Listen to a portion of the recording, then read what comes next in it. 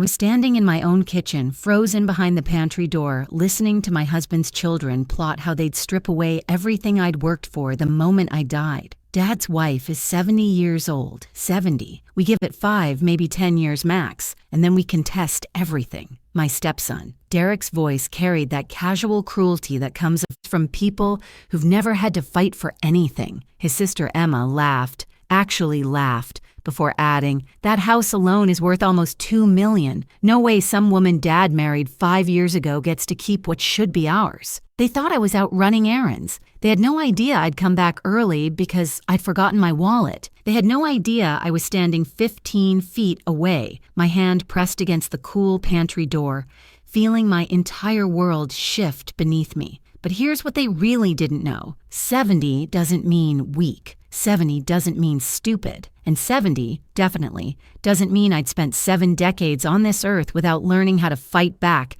when someone tries to take what's mine. My name is Claire, and this is the story of how I overheard my stepchildren planning my financial obituary, and how I made sure they never saw a single dime. Before I tell you what happened next, I want to know, where are you watching this from? Drop your city or state in the comments. It always amazes me how these stories connect us across distances. Now, let me take you back to the beginning, because you need to understand how I got here. I met Robert 6 years ago at a charity fundraiser in Denver. I was 64, 3 years widowed from my first husband, James, who died suddenly from a heart attack.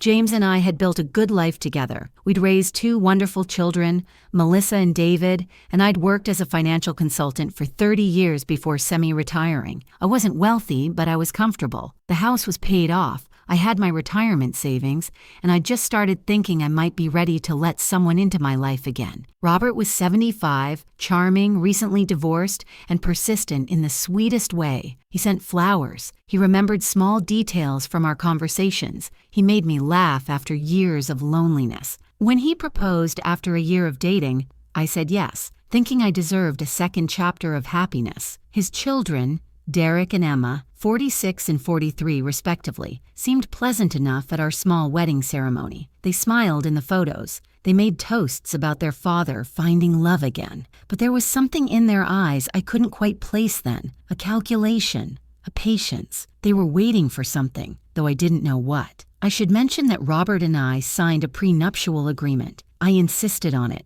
Everything I'd brought into the marriage would stay mine, and everything of his would remain his. We kept our finances separate except for household expenses, which we split fairly. I thought that would protect everyone's interests. I thought I'd been smart. I had no idea that 5 years later I'd be standing in my kitchen discovering that all my careful planning meant nothing to 2 people who saw me as nothing more than an obstacle between them and their inheritance. The conversation I overheard that Tuesday afternoon continued, each word like a blade slipping between my ribs. "We need to wait until he's actually gone," Emma was saying. Her voice was measured, businesslike, as if they were discussing a real estate transaction, and not my life. The prenup protects her assets, but Dad's assets, his retirement accounts, the investment properties in Boulder, and everything, that all goes to her if we don't challenge it immediately. "I already talked to Mitchell about it," Derek said. Mitchell, I knew that name. Robert had mentioned him before. Mitchell Brennan, some attorney friend from his golf club. He says if we can prove undue influence, we have a solid case. She's younger. She isolated him from us. We isolated ourselves. Emma interrupted with a sharp laugh. "We barely visit. They don't know that. Mitchell says the story we tell matters more than the facts. Old man, vulnerable after the divorce from mom, meets younger woman who swoops in. She's 5 years younger than him and Derek. That's hardly a gold digger age gap. Doesn't matter. We frame it right. We paint her as manipulative.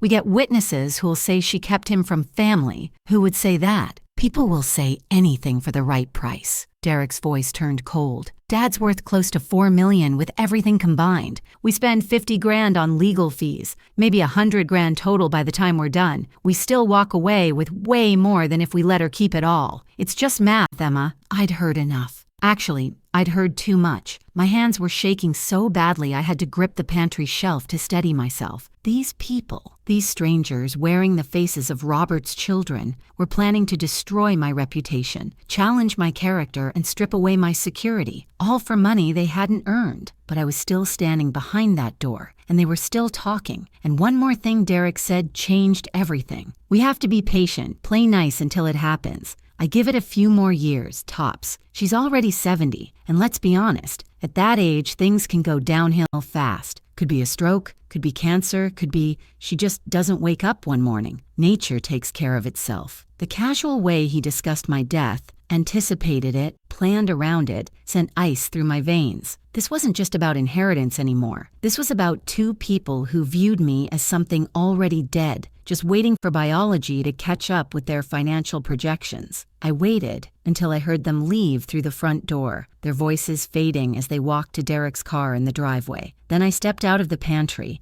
my legs somehow still holding me upright, and walked slowly to the kitchen table, where I sat down in the afternoon light streaming through the windows. I'd built this life. This house in the foothills outside Denver, with its mountain views and garden I'd cultivated for 20 years. This was mine long before Robert. My retirement accounts, my investments, my savings.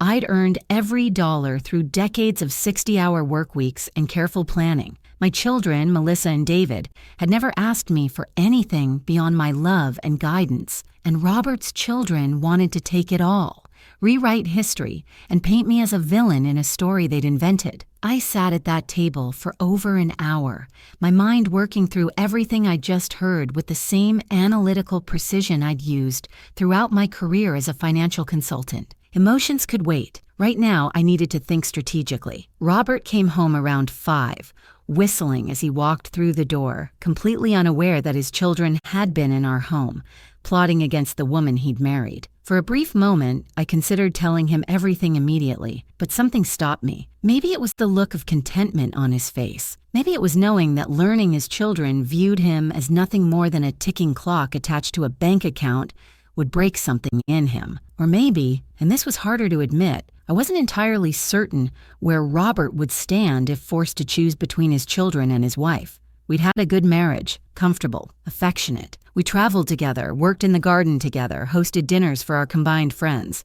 But we'd only known each other for 6 years, and he'd known Derek and Emma for their entire lives. Blood runs deep, even when that blood turns out to be cold. "How was your day?" Robert asked, kissing my cheek before heading to the kitchen. "Enlightening," I said, and left it at that. That evening, after Robert had gone to bed, I sat in my study with a legal pad and began writing down everything I remembered from that conversation. Every detail, every word, every implication. I noted the date, the time, the fact that they'd been in my home without my knowledge or permission. I documented it all with the thoroughness of someone who'd spent 30 years managing other people's financial lives, because I knew that documentation would matter.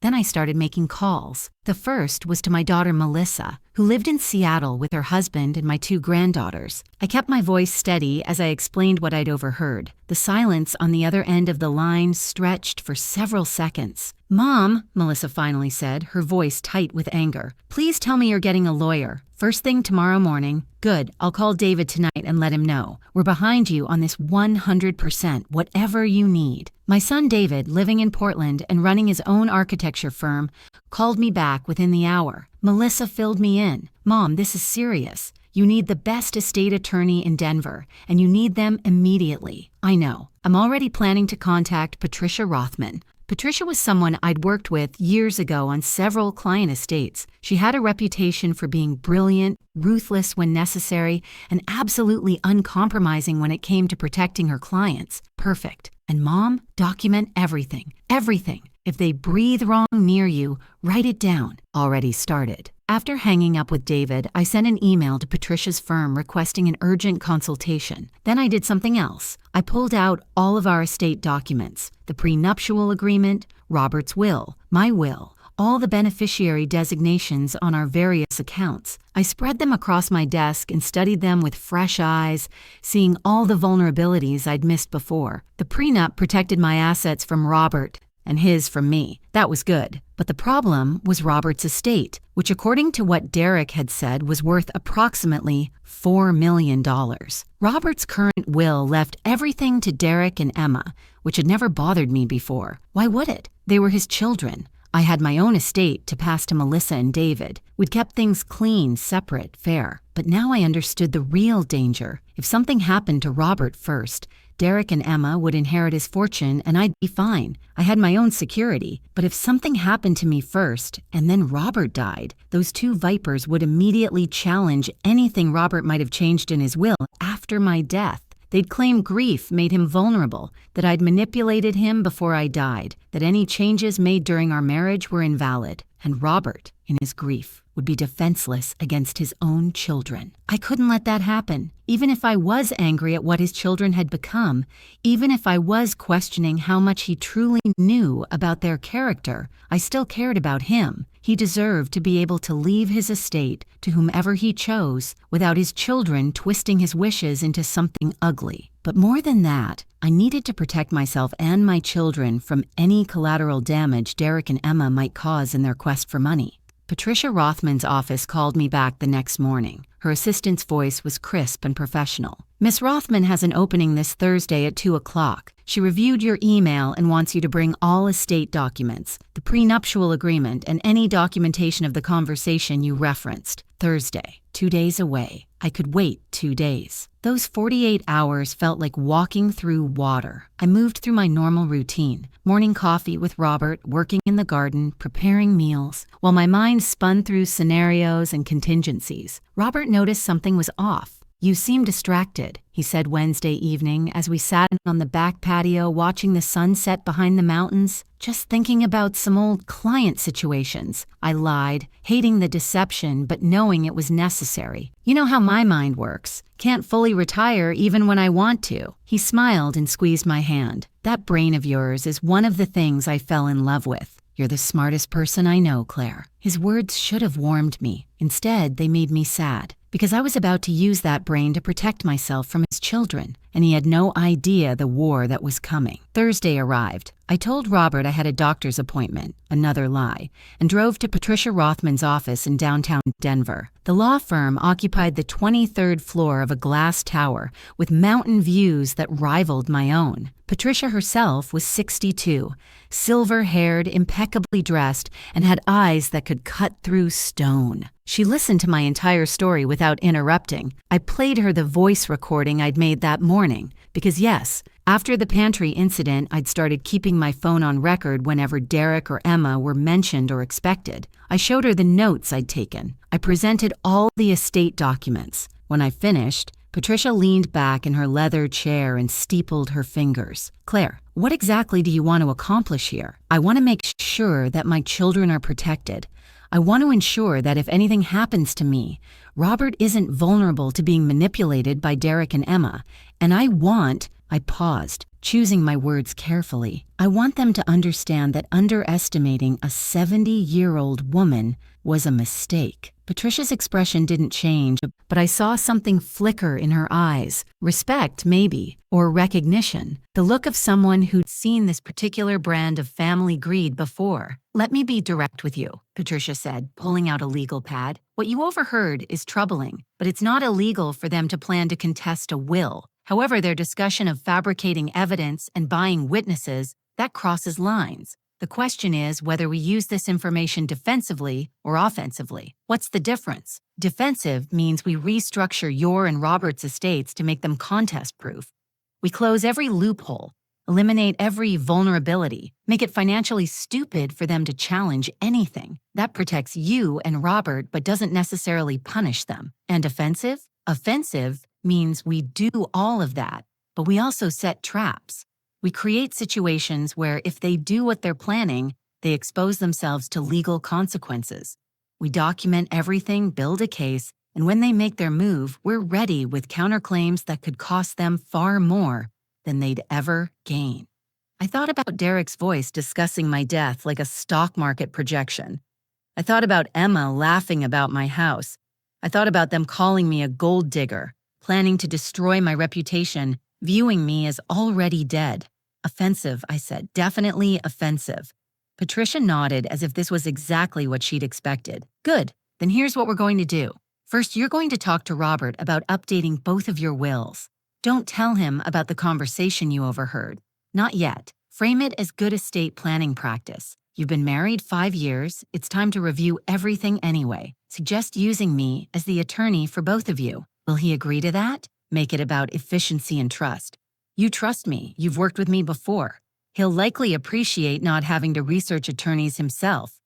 Most people avoid estate planning because it's uncomfortable. If you make it easy for him, he'll probably go along. She was right. Robert hated dealing with legal and financial paperwork.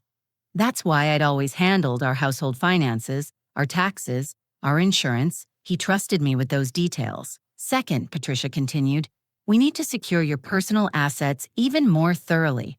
The prenup is good, but we're going to add additional layers. Create trusts for your children with you as the trustee. Move certain assets into those trusts now, while you're alive and clearly competent. That way, if anyone tries to claim you were influenced or coerced later, we have documentation showing these decisions were made years before any alleged influence could have occurred. What about life insurance? Patricia's pen paused. Explain. I have a $1 million policy through my old firm. Robert's the beneficiary, which made sense when we got married. But if I change it to my children now, and then something happens to me, Derek and Emma get nothing from your death, and they can't claim Robert was unduly influenced to change beneficiaries because you controlled that decision entirely. Patricia was nodding, writing quickly. Yes, absolutely yes. In fact, let's do better than that. Let's get you a new policy on top of the existing one. $2 million payable to Melissa and David. At 70, the premiums won't be cheap, but based on the asset information you've given me, you can afford it. If you've ever had to plan for a battle you didn't want but knew was coming, hit that subscribe button, because this story gets even more intense from here. Over the next 3 weeks, I moved with the precision of someone executing a military campaign. Every action was calculated. Every document was prepared with care. Every conversation was strategic. Robert agreed to update our estate plans with surprising ease. You're right, he said when I brought it up over breakfast one Saturday morning. We've been putting this off too long. Let's get it done. We met with Patricia together the following Tuesday. She was professional, thorough, and carefully neutral as she walked us through various options. For Robert's will, she suggested several scenarios. Many blended families choose to leave everything to the surviving spouse first, with assets then passing to children after both spouses are deceased, Patricia explained. This ensures neither of you are left vulnerable if one dies first. Alternatively, you can split assets, some to spouse, some to children, or you can maintain completely separate estates as you have now. Robert was quiet for a moment. Then he said something that surprised me. I want to leave the Boulder properties to Claire. I bought those before we met, but she's helped manage them for 5 years now, and if something happens to me, I don't want her to lose the rental income. My throat tightened. These were the investment properties Derek had mentioned, worth approximately $800,000 combined.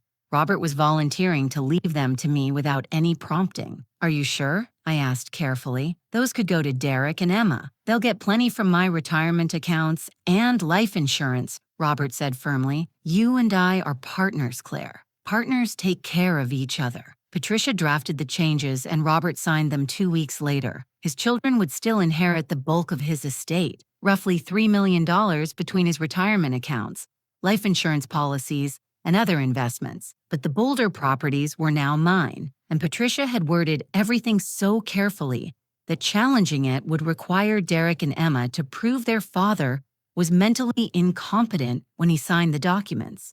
Good luck with that. We'd had Patricia's colleague, a neuropsychologist, conduct a voluntary cognitive assessment of Robert the week before he signed anything. The results, which we had documented and witnessed, showed him to be sharp, competent, and fully capable of making his own decisions. Meanwhile, I'd been busy with my own arrangements. The new $2 million life insurance policy was approved despite my age. The premiums were steep, nearly $40,000 a year. I could afford it. And more importantly, Melissa and David were now the sole beneficiaries. I'd also changed the beneficiaries on my existing policy, from Robert to my children. I restructured my own will as well, creating testamentary trusts for Melissa and David that would be funded upon my death. Everything I owned, the house, my investment accounts, my savings, would flow into those trusts immediately, managed by Patricia's firm as trustee until my children were ready to take over. Every asset was locked down. Every document was witnessed and notarized. Every decision was documented with timestamps, cognitive assessments, and attorney certifications. I'd built a fortress around everything I'd worked for, and now I waited to see if Derek and Emma would be stupid enough to attack it. I didn't have to wait long. 4 months after the pantry conversation, Robert suffered a stroke. He survived, thank God, but it left him weakened. His speech was affected. His left side had limited mobility, and he needed help with daily activities. I became his full-time caregiver. Physical therapy appointments 3 times a week, occupational therapy twice a week, medications to manage at precise times. I rearranged our bedroom to make everything accessible. I learned how to help him dress, how to support him while walking, how to remain patient when frustration made him irritable. Derek and Emma visited exactly twice in the first month after Robert's stroke. The first visit, they stayed for 40 minutes, made awkward conversation, and left looking uncomfortable. The second visit, 2 weeks later, they stayed even less time. But on that second visit, I noticed Emma taking photos of the house with her phone when she thought I wasn't looking. I noticed Derek asking Robert questions about his medications, about whether he was thinking clearly, about whether he needed help managing his finances. I noticed, and I document. Then, 6 months after Robert's stroke, the letter arrived. Law Offices of Mitchell Brennan, Attorney at Law. I opened it standing in my kitchen, the same kitchen where I'd overheard the conversation that started all of this, and read words that were somehow worse for being expected. The letter informed me that Derek and Emma Richardson were formally contesting certain provisions in their father's updated will, specifically the bequest of the Boulder properties to me. They were alleging that Robert had been unduly influenced during a period of declining health, that he had been isolated from his children, and that the changes to his will had been made under coercion and manipulation by his wife, Claire Richardson. They were demanding mediation. They were threatening a prolonged legal battle. They were suggesting that if I voluntarily agreed to transfer the Boulder properties to them, they would drop all challenges, and we could avoid the unfortunate publicity and expense of litigation. In other words, give us what we want, or we'll drag you through court and destroy your reputation in the process. I read the letter twice. Then I called Patricia. They made their move, I said simply. Forward me the letter immediately, Patricia replied. Don't respond to them directly. Don't communicate with them at all. In fact, Claire, I think it's time we had a conversation with Derek and Emma and their attorney, but not the kind of conversation they're expecting. 1 week later, we all sat in a conference room at Patricia's law firm. Derek and Emma arrived with Mitchell Brennan, who was exactly what I'd imagined. Mid-50s, expensive suit, the kind of confident smirk that comes from winning cases by bullying people into settlements. They thought they were coming to negotiate. They thought I'd be intimidated. They thought that a 70-year-old woman caring for her stroke victim husband would be too overwhelmed to fight back. They had no idea what Patricia had prepared. Thank you all for coming, Patricia began, her voice professionally pleasant. Before we discuss your client's concerns about Mr. Richardson's will, I'd like to address a few preliminary matters. Claire, could you verify that these are the individuals who were in your home on March 15th of last year? I looked at Derek and Emma. Yes, that's them. And on that date, did you overhear a conversation between them? I did. Patricia opened a folder and slid a document across the table. It was the transcript I'd made of the pantry conversation. Every word documented, notarized, and witnessed. This is a transcript of a conversation your clients had in Claire's home, Patricia said calmly. Would you like to read it, Mr. Brennan, or shall I summarize? Mitchell Brennan's confident expression faltered as he picked up the transcript. I watched his eyes move across the page, his face gradually shifting from confused to alarm. Derek and Emma sat frozen, neither of them quite understanding yet what was happening. This is, Brennan started, then stopped. Where did this come from? I was standing behind the pantry door, I said calmly, looking directly at Derek. "You thought I was out running errands. I'd forgotten my wallet. I came back early, and I heard every single word about how you were planning to contest everything.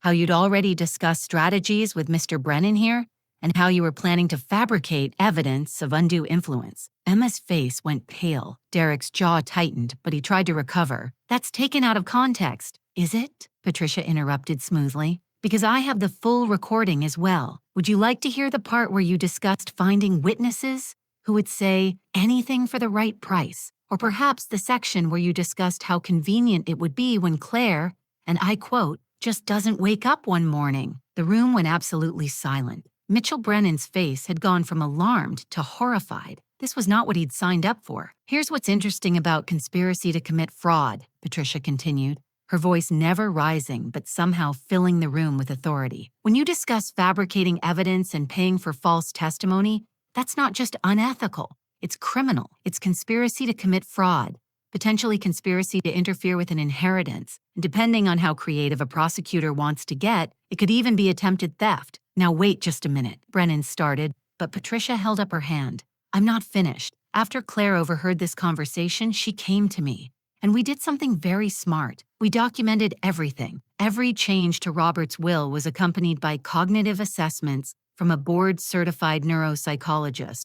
Every decision was witnessed, notarized, and time-stamped. We have a paper trail that would make the IRS weep with joy." Patricia pulled out another folder, this one significantly thicker. "Robert Richardson was evaluated and found to be fully competent when he made changes to his will. We have video recordings of the signing ceremony. We have testimony from 3 independent witnesses. We have medical records showing his stroke occurred 4 months after he'd already made these decisions." She looked at Derek and Emma with an expression that could freeze vodka. "So here's what's going to happen. You're going to withdraw your contest immediately. You're going to sign documents confirming that you acknowledge your father's will was made freely and competently. And in exchange, Claire has generously agreed not to pursue criminal charges for conspiracy to commit fraud." "Criminal charges?" Emma's voice cracked. "You can't?" "Oh, I absolutely can," I said, speaking for the first time since dropping my bomb. "I have recordings. I have transcripts. I have documentation of you discussing fabricating evidence. And Emma, I have the photos you took of my house during your visit after Robert's stroke, which we all know you were planning to use as evidence of isolation or neglect." Emma's face went from pale to gray. Derek looked like he might be sick. Mitchell Brennan was frantically scribbling notes, his confident demeanor completely shattered. "There's one more thing," Patricia said, and I almost felt sorry for them. Almost.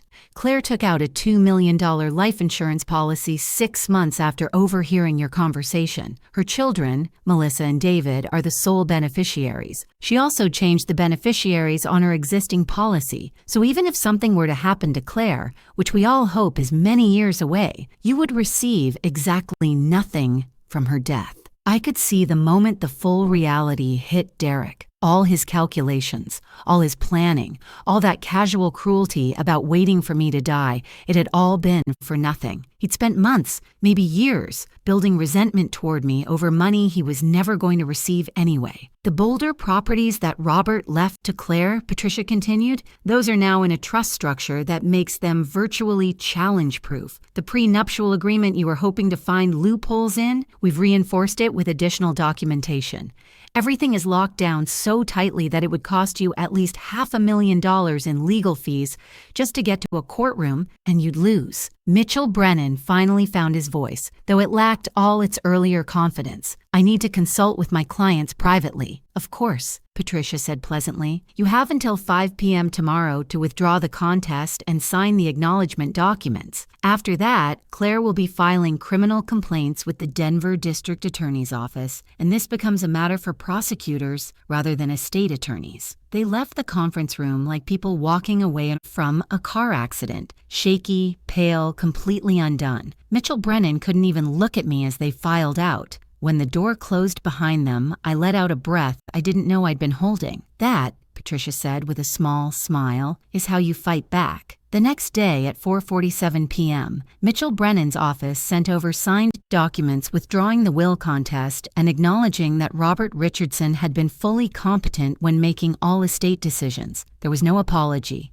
No explanation, just the legal documents and a terse cover letter. I sat in Patricia's office, holding those papers, feeling something I hadn't felt in the 10 months since that pantry conversation. Relief. What happens now? I asked Patricia. Now? Nothing happens. They slink away. They get the portion of Robert's estate he always intended them to have, which is substantial, by the way. They just don't get to steal what he wanted you to have, and they definitely don't get to profit from your death. I thought about Robert at home, recovering from his stroke, completely unaware of the war that had been fought around him. I'd protected him from knowing his children's true nature as long as I could. Maybe someday I'd tell him. Maybe I wouldn't. Some knowledge causes more pain than it prevents. You know what the best part is? Patricia said as I gathered my things to leave. They're going to spend the rest of their lives knowing that you knew, that you heard them planning, that you outmaneuvered them at every turn, that you were smarter, faster, and more strategic than they could ever be. That's a special kind of defeat. She was right. In the weeks that followed,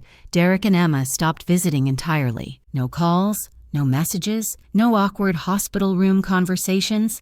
They'd simply vanished from our lives, and honestly, it was better that way. Robert continued his recovery. His speech improved. His mobility got better. Some days were harder than others, but we navigated them together. I never told him about the will contest or what his children had planned.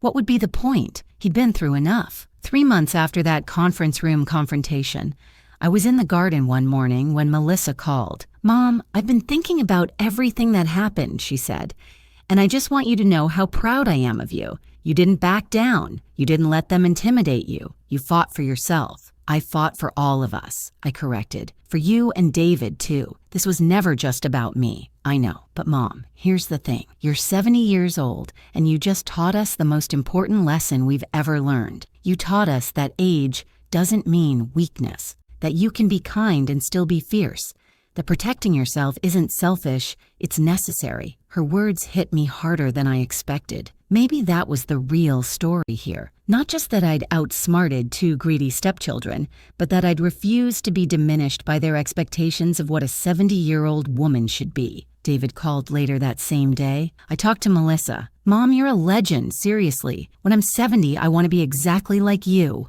I laughed, standing in my garden with dirt under my fingernails and sun on my face. "When you're 70, I hope you're surrounded by people who love you for who you are, not for what you have. That's all I ever wanted." That evening, Robert and I sat on the back patio watching the sunset paint the mountains in shades of gold and purple.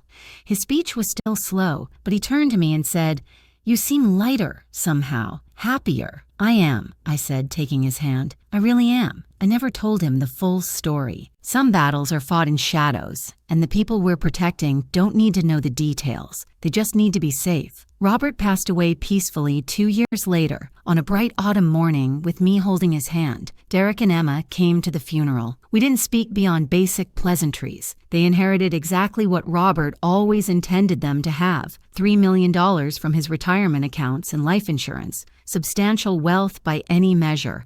Just not my wealth. The Boulder properties remained mine. My own estate remained intact. Melissa and David will inherit everything I've built, and they'll do so without drama, without contests, without some attorney trying to paint me as something I never was. I'm 72 now, still in my house with its mountain views, still working in my garden, still living the life I built with my own hands over 7 decades. And when I think back to that afternoon in the pantry, hearing those voices plot my financial obituary, I smile. Because at 70, I learned something important. Underestimating someone because of their age is always a mistake, and I made sure Derek and Emma learned that lesson too.